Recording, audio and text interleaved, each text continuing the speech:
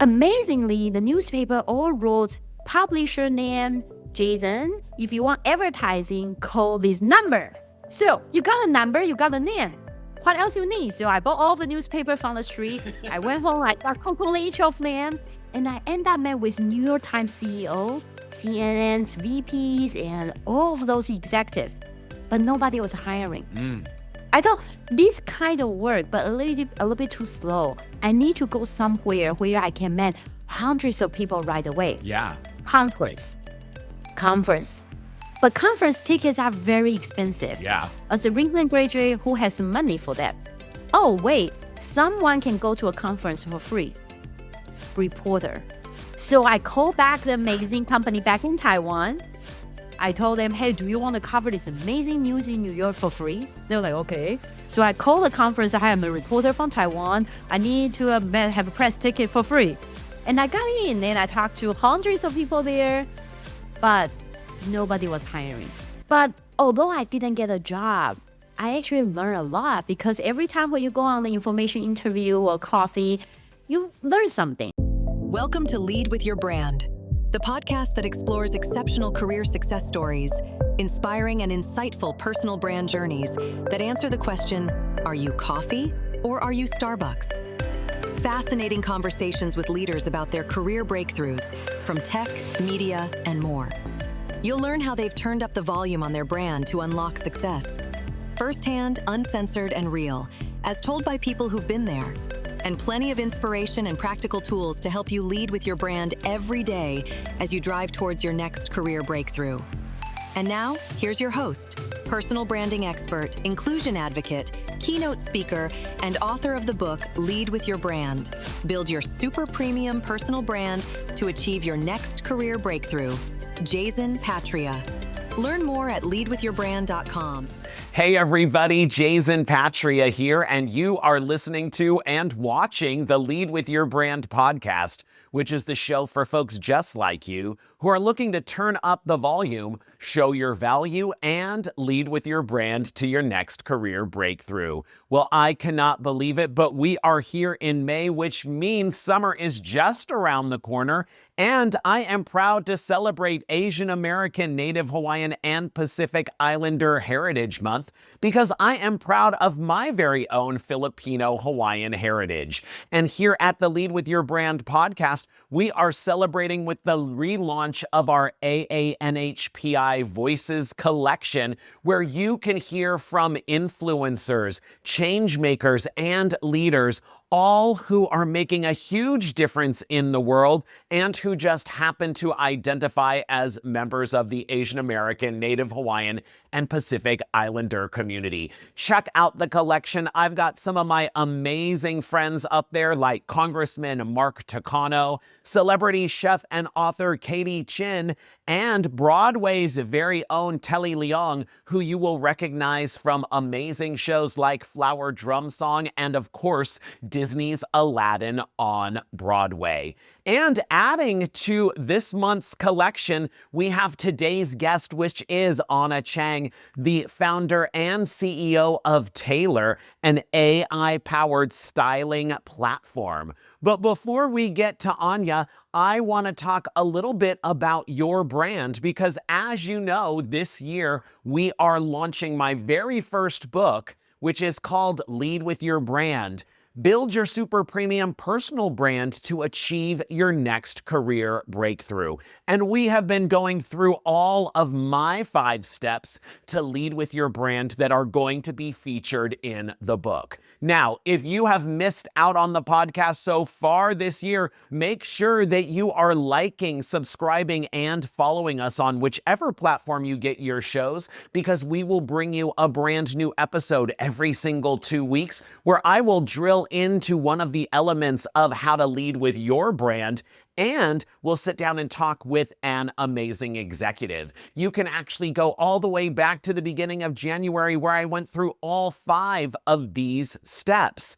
Now, today I want to look at something that goes above and beyond these steps. It ultimately starts with your career strategy that needs to come before your brand.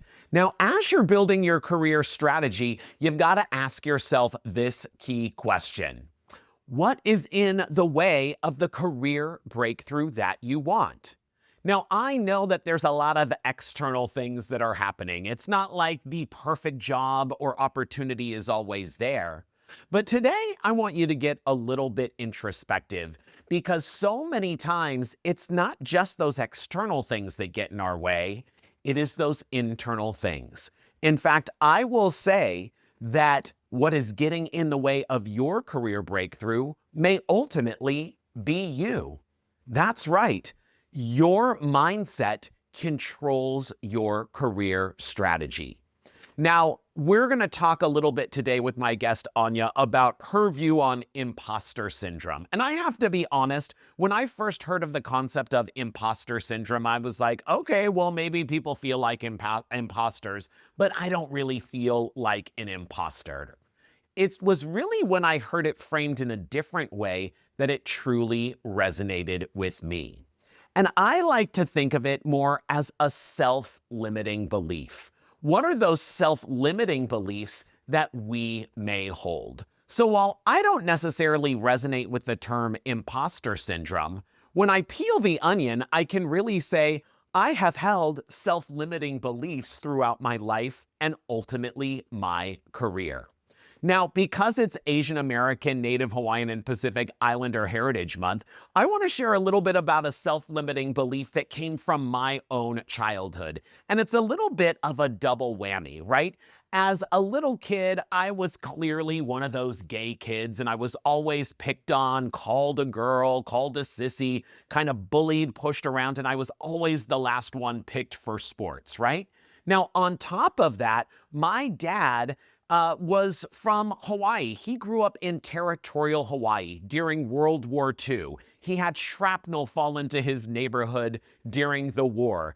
His formative childhood years were where he grew up under martial law, where they didn't have access to gasoline to drive vehicles. They couldn't use electricity or lighting after certain hours of the day because of blackout. They were even rationed on food. So my dad grew up in a scarcity mentality, and after the war, he went to college and actually moved to the mainland of the US to get his, advanced degrees, and ultimately settled in Los Angeles in the late 1950s and started moving his younger siblings to Los Angeles to have a better life than what they grew up in. In many ways, my dad had an interesting and similar immigrant experience that many people have to the United States as a territorial citizen looking for a better life.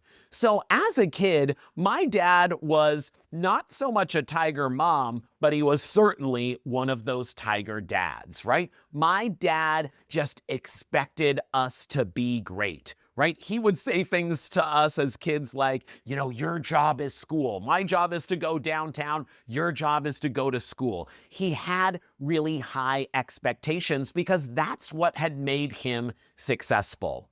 So as a kid, in order to survive, what I realized was if I could be the smartest person in a particular subject or grade in school, not only did I get rewarded at home, guess what? I didn't get bullied or bothered.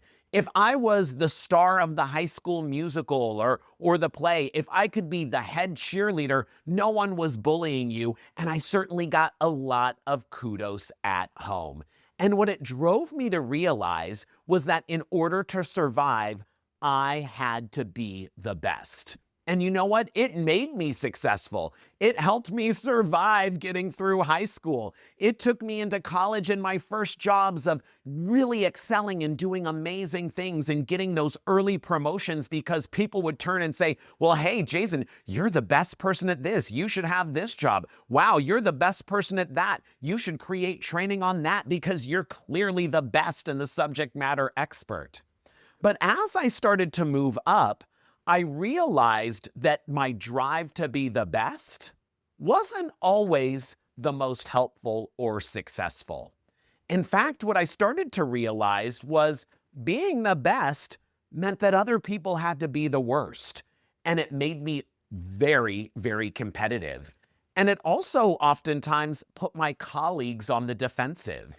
It oftentimes put us in a win-lose situation because I was always driving to be the best.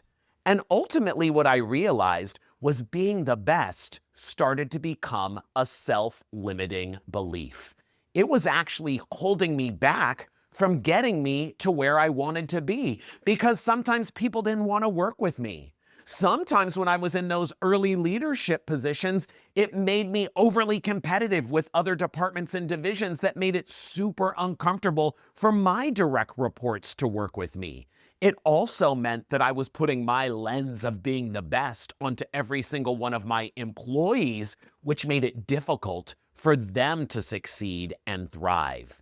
And speaking of thriving, I started to realize that self-limiting belief, that belief that I needed to be the best, was actually now holding me back. That survival belief was now preventing me from thriving. So I'm going to challenge you. What is one of those beliefs that you've come up and built into your own mindset throughout your life and your career that's gotten you to where you are, but is perhaps holding you back from where you need and want to be? That is a self-limiting belief. So what do you do about it once you identify it? Well, once you identify it, you've got to flip the script. You've got to rewrite it, and you've got to put a new tape that's playing on autoplay in your mind. Now, it took me a long time to figure this out, but I had to shift my "you've got to be the best" to "you've got to be excellent." It's not about being the best, it's about being excellent, because when you're excellent, there's room for a lot of other excellence. And as I've grown through my own career and journey, I've realized that it's not just about being excellent, it's about helping other people be excellent too. Now, I will tell you, when you spend 25 or 30 years having the "you must be the best" in your mind, it doesn't immediately go away. In fact, I have to catch myself all of the time in situations where I'm literally thinking in my mind, ooh, how do I make this the best? How do I win? And I actually have to ratchet that back. I even catch myself in conversations with people. Like I might even talk about my book as I'm writing that best-selling business book. Right now, that's great from a projection standpoint, but it's interesting how I'll catch myself with that language of that self-limiting belief creeping back in. So that's my challenge for you. How can you identify one of those beliefs that has now turned into a self-limiting belief? And how can you flip the script so that it helps you drive and show up with consciously competent actions and behaviors when you're on the job to help you get to the next career breakthrough that you want? Well, I am super excited about today's guest on the Lead with Your Brand podcast. It is Anya Cheng, who is the founder and CEO of Taelor, an AI-powered styling platform transforming how professionals show up and succeed. From launching Facebook and Instagram shopping at Meta, to leading innovation at companies like eBay, Target, and McDonald's, Anya has built a career around creating what doesn't exist. Now, in today's conversation, we're going to dive into how she leveraged her personal brand to go from a corporate executive to venture-backed founder, and you can learn how you can do the same. We'll be back in just a few moments with my guest, Anya Cheng, the founder of Taelor, on the Lead with Your Brand podcast. Is your workforce ready to take ownership of their career, amplify their impact, and show up as standout talent every day? Lead with Your Brand is the essential suite of programs for companies serious about retaining top talent and building a culture of performance-driven growth. Based on a real brand marketer's toolkit, this 5-step system gives leaders and professionals the ability to build personal brands that stand out, speak up, and help them drive towards their next career breakthrough. Ultimately declaring, "In my career, I'm not a commodity worker like coffee. I'm a super premium brand like Starbucks." Visit leadwithyourbrand.com for more information. And we are back. I have another fabulous guest with us today. It is Anya Cheng, the founder of Taelor AI. What is going on, Anya? Hello. This is Anya from Silicon Valley. Now I'm running an AI company called Taelor, Taelor. We help busy men with AI stylists to help people transform. Before starting a company, I was at Meta, where I help build a Facebook, Instagram shopping, had a product for eBay, help them launch for new business in the US, Latin America, Africa, Asia, and senior director at McDonald's, help them launch food delivery business globally when Uber Eats just started, and help Target to build their tech office here in Silicon Valley. I teach marketing at Northwestern University. I'm excited to share more. Ooh, well, we are thrilled to have you on. And I mean, one of the reasons I wanted to have you on is that you have all of these interesting experiences with big brands that we are all familiar with and all consume and shop at. But Anya, first off, talk to me a little bit about Taelor AI. How did you come up with it? How did you found it? And who are you trying to serve? Yeah, today actually over 30% of the clothes go directly from factory to landfill. Menswear in the US is actually a $140 billion market, Wow. but over one third of them go directly to landfill. So it generates 10% of carbon emissions, 20% of polluted water in the world. Fashion is really one of the industry that the most polluted in the world. So to solve that problem, Yeah. we use AI to pick clothes for busy men. After that, we send real clothes for people to wear, circular fashion. Just like Uber, you get off a car, someone get on the car, people pay, let's say, $100 per month. They get to wear 10 clothes per month, so no more shopping or laundry. But mostly people, after wearing the clothes, they tend to buy something and also provide feedback. And this feedback, like sleep too long, the bottom fall off, or here is a little bit itchy. All of those information feed back to the fashion brands and retailer to help them to produce better clothes in the future so that there will be less inventory in the future and better work. Most of our customers are like sales guy, busy desk, executive, pastor, professor, recruiter. They care about their personal branding because they need to have a meeting with people. They need to have a date with people. But they don't want to spend time chasing after fashion. They don't read GQ. They don't have time to do shopping, and they hate laundry. So that's why our AI pick clothes for them, and that's why we send them clothes to rent. And then from there, they provide feedback because we are like the gadget guy behind superhero. We are like their butler. We are like their executive assistant. We will pick the next outfit for them from our AI. So they tend to provide feedback. They Yeah. want to make sure next treatment is better. And those feedback now become AI again. And this AI co-pilot become the colleague for those fashion brand and retailer so that they can produce better outfits in the future and save the world.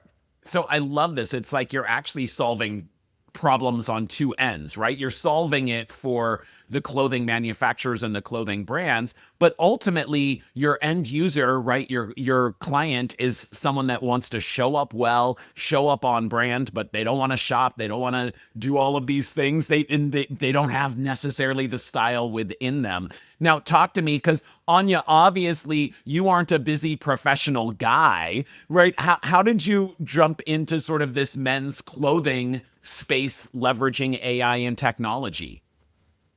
Yeah, it actually started with my personal problem. When I was working for Meta, I am a woman, and I actually starting my career as a marketer, as a data scientist. Although I worked my way up, became head of product, leading large technology teams. But I felt the imposter syndrome. I'm originally from Taiwan. I'm immigrant, has been in the US for 20 years.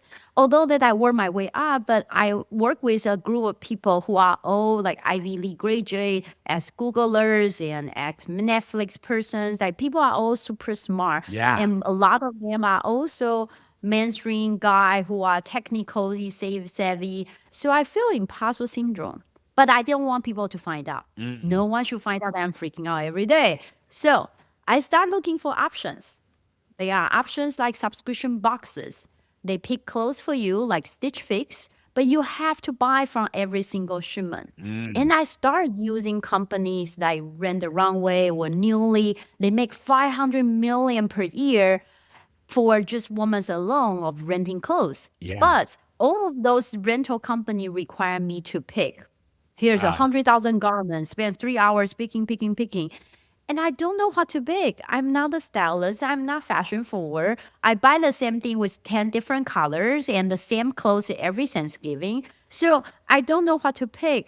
And it was a big aha moment that I realized a fashion company have designed for people who are into fashion, not for people like me who hate shopping and laundry and just want to get ready for my day.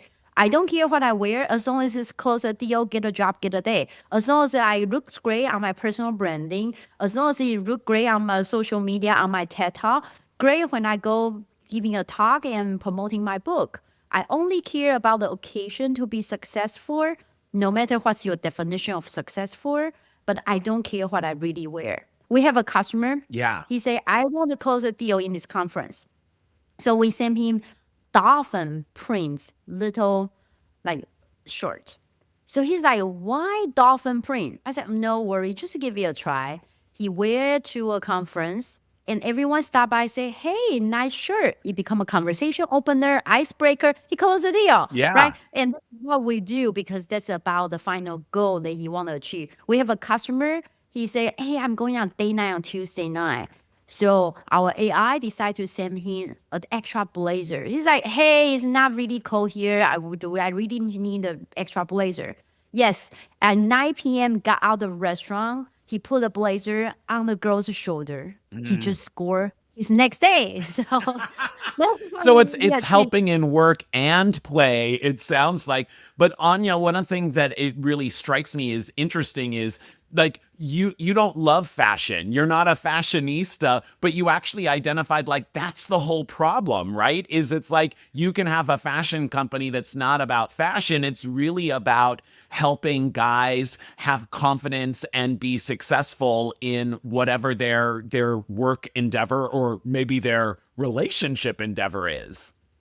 Yeah, talking about personal branding, so although we don't want to admit it, but we Yeah. are all people who care about first impression. You only got like 5 minutes or less, like 5 seconds for people to decide and watch your show or continue this conversation or they think this is right fit for the interview for the job. Yeah. And I love that you're sort of talking about how do you leverage fashion to really enhance your personal and professional brand and create that first impression. I mean, I love this story that you said about the little dolphin print, that it became a conversation piece. And it's like I always say is, you know, you don't want your clothes to outshine you, but you want them to amplify and bring people towards you, right? They shouldn't be giving the opposite impression of what it is. Now, Anya, I want to kind of go back because you're hugely successful. You've worked in all of these big Fortune 500 companies and brands. You're a successful founder now,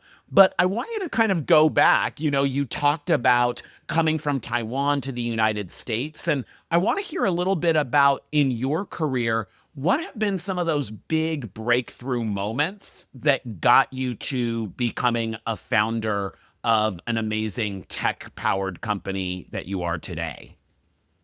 Yeah, maybe start from the beginning. Yeah. You know, when I moved from Taiwan to the US, it was 2007, Yeah. and I went to Northwestern University to get my master's degree in marketing. And unfortunately, I graduated in 2008. Not a We all good know what year. happened in 2008, the year of a big reception. So my background was actually I was a reporter back in Taiwan. I didn't have any marketing experience. So when I graduated, I wasn't even able to get on any campus recruiting events.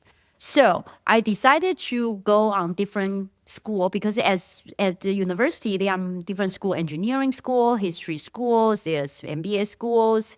And so I would check online and look at their campus recruiting. Every school has different time. And I would wait outside the building, Chicago, 20, like 40 degrees. Yeah. And wait outside the building. As soon as the recruiter came out of the building, I would send in my resume. Of course, it didn't work. Ambush recruiter didn't work. So people told me like, Anya, you know, that's not how you work in the US. You have to network. Networking. You have to have someone to refer you. Yeah. But I didn't know anyone. Well, that's not true. I know someone. I know all the professors at school. They don't know me, but I know them, right? So I check on the website. It was before COVID, so professors were mostly in their office. So I knock on the door. Hello, professor.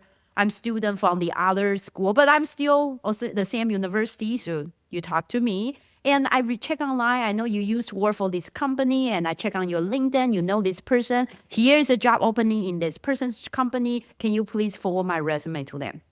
One day, there was a professor. His name is Ed. He is a journalism professor. He said, I don't know you. Anya, I cannot help you. However, I have a panel speaking event tomorrow. And by the way, I need 20 more students. Can you bring 20 more students, fill out the room? And you can also come and network with those speakers. My English was really bad at the time. I really didn't understand anything the speaker was talking about. But in the end, I went to the speaker and said, hi, her name is Peggy. She worked for a farmer's magazine company. I said, hey, Peggy, great job speaking. This is my resume and my business card. Can I interview at your company? She said, okay, I will connect you to our HR. So I talked to the HR. I got a job interview. As soon as I walk out of the building of the magazine company, they put all the magazine on the wall. I walk out the aisle with all of the magazine on the wall. I thought, perfect. This is a company with a media company. I was a reporter before. Yeah. And they are looking for a marketer, and I have a marketing degree. This is perfect. So I followed up with the HR recruiter after 2 weeks. She said, stop calling me. I got laid off. Oh, no. Even the HR was laid off. So I say, hey, you have nothing to do. Do you want to grab a coffee? She said, yeah, I have nothing to do. Sure, sounds great. So we got a coffee in a Starbucks right next to a train station. Every 5 minutes we talk, it's like, boom, boom, boom, boom, there's a train going by. And we have to stop. And she told me so much about the company because she left the company. She didn't care. So she was like, hey, you know what? This is what happened to the farmers magazine. These are our advertiser who sell stuff to the farmers. And by the way, Anya, have you heard of New York and LA? They are bigger cities in the US and bigger city have more job. With the idea in mind, I went on 2 months trip of job searching of these two cities. Yeah. And visit people who, of course, I didn't know anyone. But I know Northwestern University alumni. Again, they don't know me, but I know them, right? So Yeah, you got to work that network, right? That was part of why you paid for it. Yeah, so I look at the alumni list from the school database. I print out 2,000 alumni.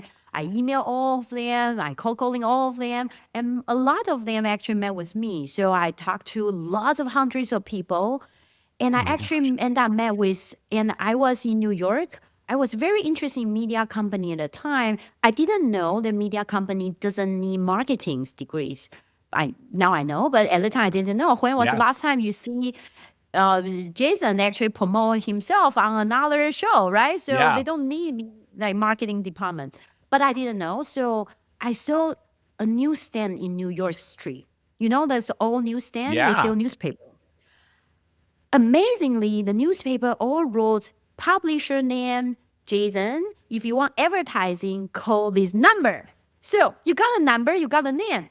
What else you need? So I bought all the newspaper from the street. I went home, I started calling each of them. And I ended up met with New York Times CEO, CNN's VPs, and all of those executives. But nobody was hiring.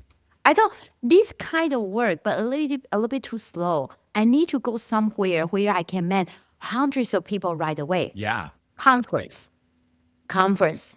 But conference tickets are very expensive. Yeah. As a recent graduate who has money for that. Oh, wait, someone can go to a conference for free. Reporter. So I called back the magazine company back in Taiwan. I told them, hey, do you want to cover this amazing news in New York for free? They were like, okay. So I called the conference. I am a reporter from Taiwan. I need to have a press ticket for free.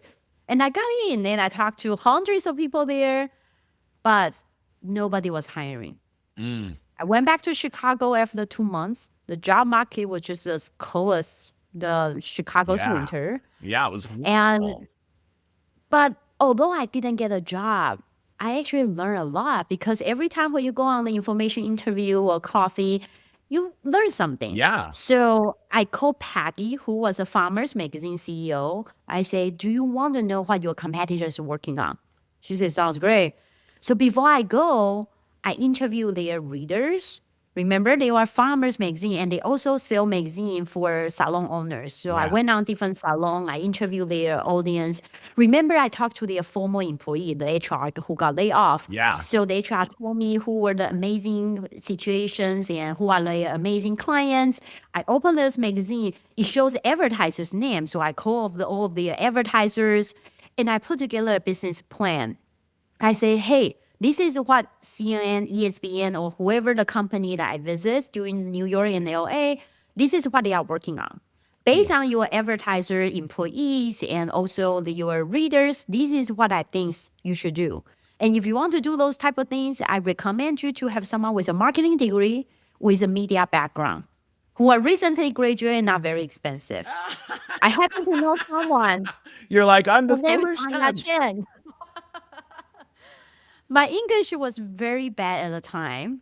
So she asked me a question, which I didn't understand. She asked me, would you like to be a contractor? Ah. I didn't know what that means. So I was like, paid? She said, yes. I said, okay. So I went home, I Googled contractor. I didn't know why she want me to be a plumber. But that's how I got my first job in the US. And from there, worked for Sears, Kmart, worked for Target and eBay, McDonald's, Meta, launching Facebook, Instagram shopping. And here am I, CEO of Taelor AI. Yeah. And so, I mean, I love this story because it's really all about you got to hit the ground and you got to talk to people, right? It's all about relationships.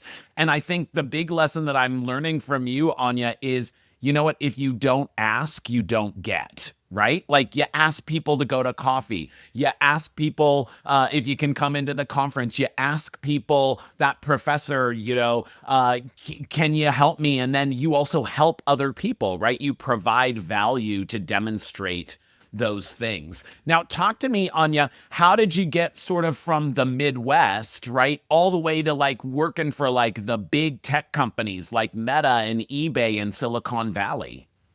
So how do I get from Chicago to the Bay Area? I think this is about that grab opportunity, even though it's not perfect. Yeah. I was working for Sears at the time, and Target reached out to me. Like, hey, Anya, you have done this product management stuff. I joined a company as a marketer. So I found out that most interesting, relevant, and effective advertising is advertising that's relevant, personalized. Yeah. So I implemented personalized marketing for Sears and Kmart. And I realized everyone see different ads, but when they go to our website, everyone see the same homepage and site. So I went to the product team like, hey, you guys suck. So why do you not personalize in your website? They're like, I don't know. It was 20 years ago. I don't know how to do this. There's no AI. So I like, hey, maybe I can help you. So I joined the team, became product manager, personalizing websites for them. So Target see this opportunity. They say, hey, this is amazing. I want to be the manager of product managers leading the entire tech product team for our mobile tablet initiative. So I asked them, hey, my career goal is to go to work for in Silicon Valley as I'm now in a tech team.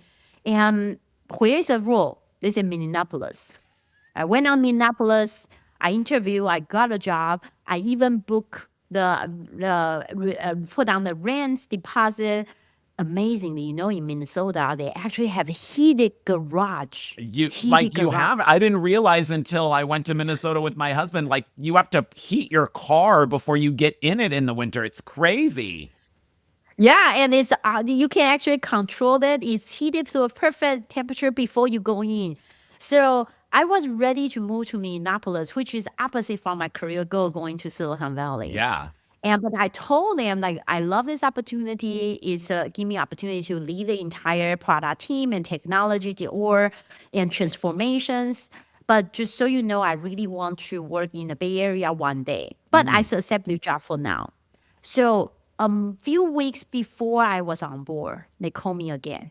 They said, thank you for accepting the job. You were manager, which the role was openings. But now I found the person, and the person also actually based in the Bay Area. His name is Brad Lucas. He is going to just based in Bay Area. He doesn't want to move to Minneapolis. So since your boss will be there, you can work there as well. Wow. So I will end up going there, but I wouldn't have the opportunity if I didn't say yes at the beginning, because I say yes, otherwise they will find another candidate already, right? Yeah. So I actually say yes to opportunity, although I also communicate with them on what I was looking for so that people can keep my career goal in mind. And that's how I end up joining the Bay Area and starting the career here. And there I learned about the Scrum and Agile. And that's how McDonald's came to me and said, hey, you are doing this amazing thing, build a tech office here for Target and new tablet product, mobile product team. So we ask you to do the same for us to launch a new tech office here for our digital transformation, to launch our app for Uber, similar to Uber Eats. And that's how I end up being the careers here. Wow. That is so interesting. And I love that you're saying it's like you have to say yes to things. And it's also about sharing what your broader goals are, right? It's like, I think sometimes people get stuck thinking that like my boss or my company has a crystal ball and they know what's going on in here. But if you never articulate what you want, people can't help you get there. I remember when I joined the company Target, Brad Lucas is a legendary. Yeah. He was the first mobile VP at Chase.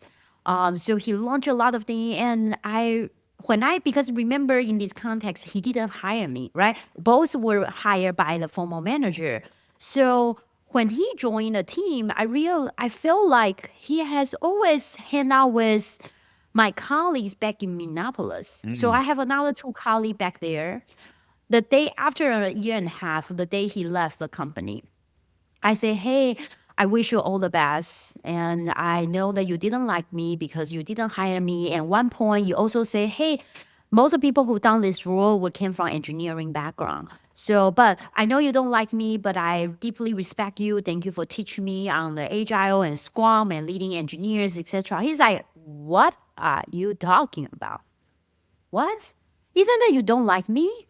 You hang out with my colleague all the time. You don't hang out with me. He's like, yeah, I hang out with them because I'm newbie in the company. So I want to know what's going on in Minneapolis. And I say, most of the people who done this job are from engineer is actually saying that you are amazing, that you can do this job without technical engineering background.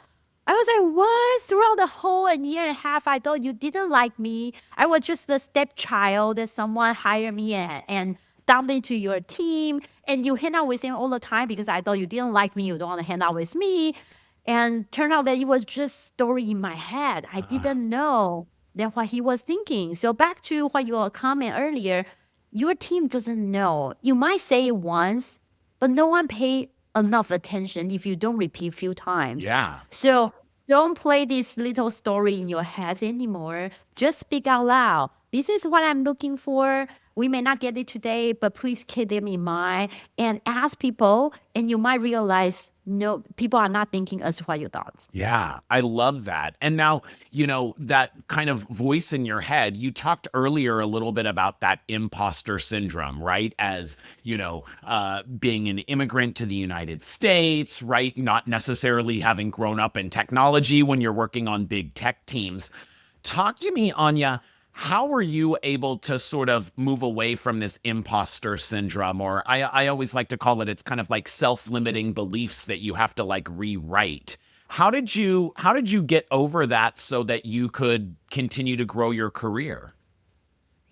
Yeah, I think one thing is that usually the voice starts with pretty small, like, hey, Jayzen, you cannot do it. You cannot do it. If you don't shut it down, it will become, you cannot do it, you cannot do it, you cannot do it. So usually when it's really small, you want to shut it down. Like, Yeah. no, I can't.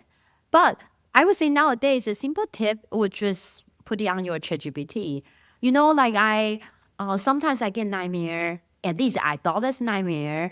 And in the past, I was like, yeah, I must be didn't finish these things. I'm bad. And now I use ChatGPT. Give me so much emotional support. Like, no, you are thinking about this because you are actually grown founders. Only founder who passed the early stage will think about these things. So Anya, congratulations. Oh, thank you. I just got a lucky day ahead of me. So many times you are thinking about, we always think things that is bad because most of the time we see problem, right? When we work for a big tech company and now a startup, every day we are problem solver. And that's why we bring value. But because we are problem solvers, so we tend to see problems. And you go out to the conference, everyone only say good things. Oh, amazing. This way I had got this personal brand. I got this 100,000 followers in just 1 month. I don't know Right. why they follow me, but they do.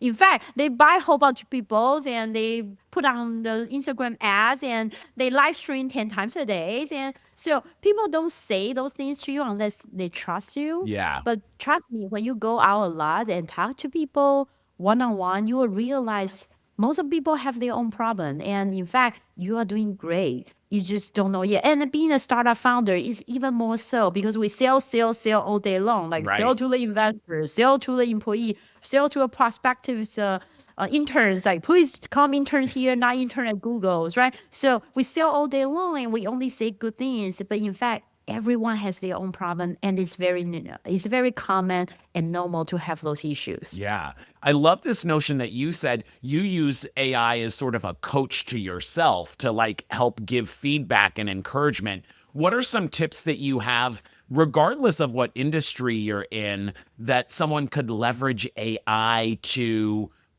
be that coach or help be that guide to get through some of those challenges? Yeah, before I answer that question, I want to share a small story. Yeah. So when I started a company, I went on a startup competition. So in order to do great in the competition, I found 42 former judges. What's the best way to practice? Practice with former judges. So I did 43 times because one of the judges said, this is not great, let's try again. Yeah. So we did 43 times of mock practice for my pitch. So of course, by the time when I went on startup pitch, my pitch was perfect. Of course, we lost the competition. It's $100,000. We Oh my lost it. gosh. But I remember that night I cried and I called my accelerator coach. His name is Robert. I said, Robert, thank you for the coach, but we lost. He emailed me back. He said, Anya, you guys didn't lose. You learned. And practicing failure is about practicing success. It's not failure, it's practicing success. So with that in mind, we join other startup competition. I trying to be present, answer questions, and I realized people don't want the CEO with a perfect answer. People don't want the CEO who can memorizing script. They want the CEO who has point of view. Believe in her point of view. And from there, we won over 20 different awards. We got Inc. Magazine Best Startup of the Year, ACG Best AI in E-commerce Companies. We won a Stanford AI Startup Competition Global Top 10, and many more. And that's because of one thing, which is this changing of a mindset. Yeah. So answer on the question now, then how can I use AI to help myself? Yeah. And I would say nowadays in the era of AI, what's really helpful and what's useful is actually unique information because anything you find on internet, AI knows it, but it's unique information, no matter it's for your business or for your personal things. Like you share your feeling, that's private information. When I build a company for Taelor, we have unique information, which is we bought two companies who are styling company. They have professional stylists who style for Hollywood celebrities. Yeah. And these are our unique information. So in the era of AI, whoever have unique information is going to win. And so use your unique information. Yeah. And I mean, I love that actually goes back to what you gave great advice earlier is you've got to find out what's unique about you and what your strengths are and cheat to that, right? How do you leverage what makes you unique and that unique information, whether it's in your business model or your own career model? Now, Anya, I want to talk a little bit about your personal and professional brand. We've been seeing sort of that string through, but give me, what are 3 words that you would use to describe brand Anya Cheng? I think I'm brave, or at least courageous. Yeah. So because I keep trying new things and work for big tech company and start startups, and was a reporter and studied overseas, was in Chicago, feel comfortable, but moved to the Bay Area, was in marketing team and then became in the product side, was a product manager doing well, but then trying to be a leader for the team. I think I'm willing to try something new, and that's why I'm courageous. I think that will be probably the number one most important part. Others were related to stuff. For example, I think I'm definitely resilient, and that's how I was able to try new things because with resilient, you can be flexible, you persistence. And I'm also pretty direct and transparent. And I think that's how I love friends. I love tell people what I want to do so that since I already told you, I have to do it. And these are the few things I do. Yeah. Okay. So I love that. We've got sort of the brave and courageous, the resilient and persistent piece, and being direct and transparent. Now, talk to me, Anya. Have those sort of been traits throughout your life? Or how has that evolved as your career has evolved and ultimately you've become a founder? I think that there were small things in my life that were about those, but I think it was because of time and you learn about yourself more and more. I feel like this is the learning yourself is a never ending journey. Yeah. I remember in high school, back in Taiwan, over 25, 30 years ago, we are not allowed to create clubs. So I remember they say, hey, we have like 20 club in school. Everyone pick one club and join the club. That's it. And I went to the principal's office. I said, hey, I really want to create a new club because I don't like any of these. And they were like, no, you're not. And I went to the student handbook. Among the hundreds of pages, I actually found that you actually allowed to create a club, but you have to start a petition. So I did. So I started a petition. I went to a different classroom and I said, please support my petition. And the principal called my mom, said, she is going to be so got kicked out of school soon. You got to come and save Anya. My mom went to a school next day and they say, it's too late. Anya got 500 people sign the petition and she started a club. But I never know there was part of my courageous traits or personal brand. I just know that I was a troublemaker. And and I was trying to fix it. It's like, troublemaker, fix it. You're not supposed to do this. Please stop creating troubles. Anya, just pick one club. Join the reading club or dancing club. Exactly. Right? Why do you need to create a club? And but I what didn't club did you know. create? I actually started a club of marketing communications. I was Okay. like, yeah, people should go to, like, we want to go to TV to see how they produce shows. I would love to go to the radio station and listen to how they do those things. I want to go to advertising agency to see how they create ads. I found that interesting and end up became my career, which I didn't know at the time. But I think that I didn't know at the time these were my personal brand. I actually thought they was just bad things.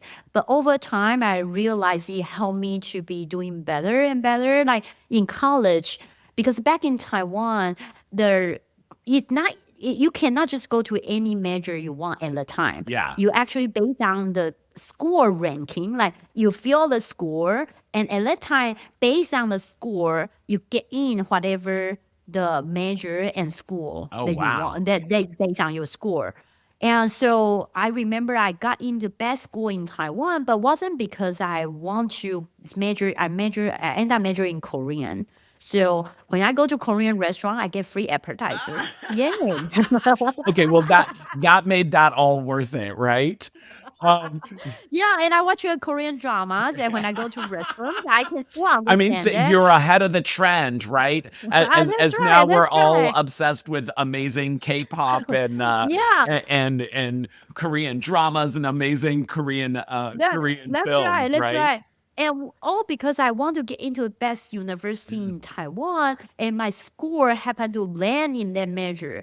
And I remember I actually applied 5 times to transfer the major to another department to go to advertising or journalism department, and I wasn't able to because back at the time in Taiwan, they use English score to decide if you can transfer to those measure. And my English was horrible. When I went to the US, I remember I walked into my professor's home. They have a welcome party at the professor's house. And I point to the swimming pool and I yell it out loud because I thought that means ocean. I was like, ocean, ocean. People were like, what? Are you coming from desert? That's a swimming pool, not an ocean. I thought this is the same thing in English. So, but because then I actually were trying to learn about journalism, and that's why I intern every summer in all different like TV station and newspaper company, and this ended up why I got in, became a reporter even before I graduated because I have so much internship experience. So people told me like, hey, maybe if you actually in a journalism major, you won't be able to get the opportunity. Because you got in the opportunity so early because you fail. And that's why you work so hard to do so. So again, I think that I didn't know at the time that's my personal brand. I just thought that I was just someone who constantly get in trouble and constantly doing what I want to do while people say no to me. But over time, I learned about myself and it become my personal branding. I realized it's actually a blessing. Yeah. And I mean, I love, Anya, what you're kind of talking about too, is this is about where authenticity and uniqueness really is important in your professional brand, right? It's not like just copying somebody else that you want to emulate. It was actually kind of going back and learning more about yourself and saying, hey, what are those like unique things that make me me? And how do I put those all in like that positive category, right? How do I take being a troublemaker to being like a courageous problem solver, right? And applying that to those situations. Now, I know, Anya, we could talk all day. I have some quick questions for you to close us out. What brand are you obsessed with as a consumer right now? What can't you live without? I don't think there's a specific brand that I love. I think you all have your favorite brands. And as long as it's some brand that help you to feel inspired, help you to feel positive, help you feel hopeful, I think that's the brand that you want to go with. And now tell me, if you were a car, what type of car would you be? Oh, wow. Can I say pink car? No. Nah, you can. No, I have to go with purple because Northwestern universities. But I would say it will be something that is a little bit unique. It's and probably not the coolest one, definitely not the fashion forward person, but a slightly unique car that people feel a little bit quirky but still love it. And I will definitely want it to be a bus because I like people. I'm a super connector. I connect people. So will not be definitely those like two people car. It will definitely be a bus or big bigger one. stuff. Yeah, for sure. And finally, Anya, what's the best career advice that you'd like to pass on to our listeners? I would say definitely don't think that who you are talking to is who you are talking to. I think this is you best people who I see them, well, I encourage people to manage up, but what I meant is not just kick ass to people. Is that when you are talking to your clients, your boss, or your employee, keep in mind that the information is only useful if they use the information. For example, your boss is going to take whatever you present to his or her boss, right? So your audience is not your boss. Is whoever the boss is going to share to someone else. Yeah. Right? Just like when you are giving some information to, say you hire an influencer to help your brand, you are not going to give this information to your influencer. It's to give your influencer to share to the audience. Yeah. And the same thing, right? So I'm on these shows, and the conversation isn't just for one person; it's for whoever listening and whoever who share to someone who will be listening, right? So think a few steps ahead. Like, is your manager take this information for what? Okay, to go to another team and convince them to give you resources. Is go to his or her boss to say how amazing is my team. Please give me 5 more headcounts.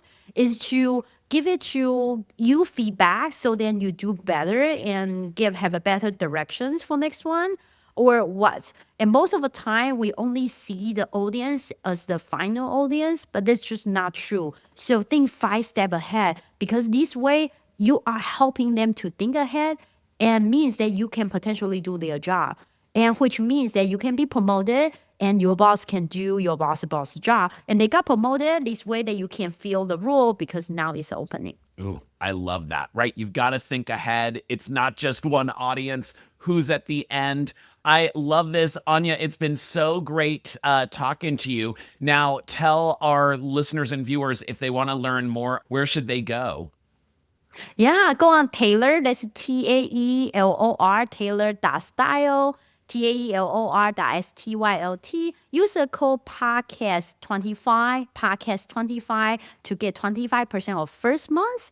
Use the code podcast gift to get 10% of gift card discounts. So no more shopping or laundry. Always look great. If you see any busy man, Father's Days or holidays, birthdays, and the best gift is time, the best gift is confidence. So hopefully that you can all feel great and ready for your day. And if you are want to partnering with Taelor, if you are fitness centers and dating site, career coach, executive coach, or company want to provide this amazing service for your employees, reach out to me. My email is Anya, that's Anya at taelor.ai, Taelor.ai. And you can grab all of that great information in the show notes. And we'll be back in just a few moments with my final thoughts. For over 25 years, Jayzen has coached, trained, and developed thousands of leaders and executives, helping them achieve their next career breakthrough. He's a featured speaker at global conferences and companies to help everyone bring their best authentic self to work, show their value, and lead with their brand every day. What an awesome conversation with Anya Cheng, the founder and CEO of Taelor. You know, she had so many goodies. In fact, when I listened to her story, I'm like, wow, I cannot believe that she did all of those things.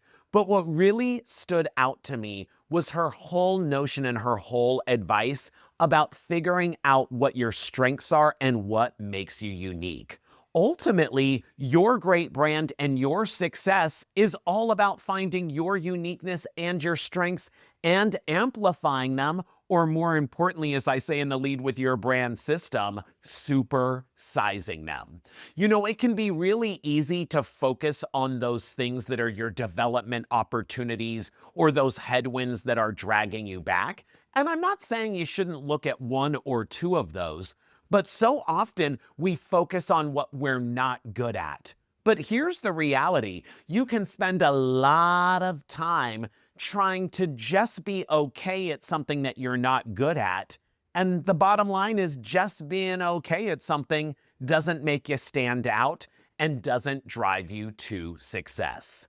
Instead, you want to focus on those strengths and those things that you bring to the table that are unique and supersize and amplify them in a way that they become your calling card, that you are the go-to person.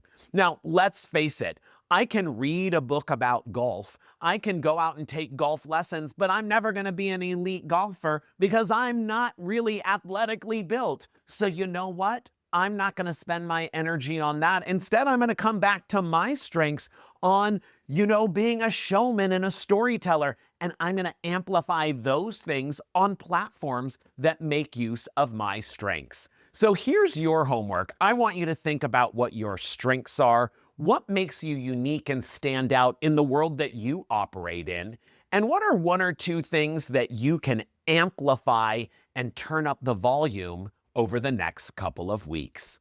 Well, that's our show for you today. If you loved what you heard, make sure that you are liking, subscribing, and following us on whichever platform you are listening to or watching the podcast. We will bring you a brand new show every couple of weeks. And of course, you can visit us at leadwithyourbrand.com/podcast to check out all of our collections, including our Asian American, Native Hawaiian, and Pacific Islander Voices collection as we celebrate Heritage Month here in May.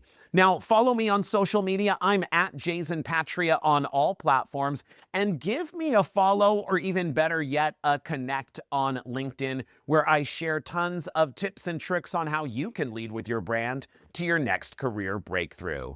Now, most of all, and most importantly of all, in your career, do not be a boring old commodity like coffee. Make sure you are a super premium brand like Starbucks. You've been listening to Lead with Your Brand, the podcast that explores and uncovers exceptional career success stories and inspiring personal brand journeys. With your host, personal branding expert, inclusion advocate, keynote speaker, and author, Jayzen Patria.